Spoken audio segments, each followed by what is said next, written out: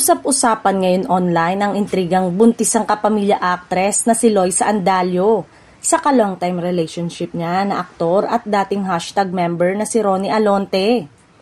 Ayon sa inisplok ng Showbiz Insider na si OG Diaz sa kanilang YouTube channel noong Biyernes, tinalakay nila ang usap-usapan umano sa social media na isang aktres na buntis na karelasyon nitong gwapong aktor. May tinutukoy na aktres na di umano ay buntis daw sa kanyang jowang aktor na gwapo.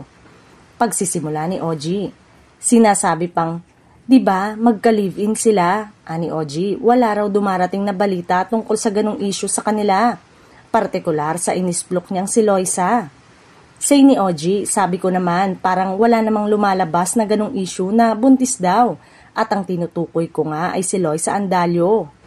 Paglilinaw niya, sana daw sagutin rin sana umano ni Loisa kung gaano ito katotoo na siya ay preggy ngayon para matigil na ang intriga, lalo wala naman umanong masama kung magbuntis na ito dahil nasa tamang edad na, dagdag pa ni OG. Pagpapatuloy pa nito, may nakarating daw na chikang may pumuntang doktor sa bahay ng nasabing aktres. Eto pang isang balitang sinasabi, parang may nagpa-check up daw sa kanila. Pinapunta yung doktor doon sa bahay para check upin daw itong si Loisa, saad niya. Samantala, personal daw tinanong ni OG ang isa sa mga kaanak ni Ronnie kung totoo nga ba ang balitang umiikot online.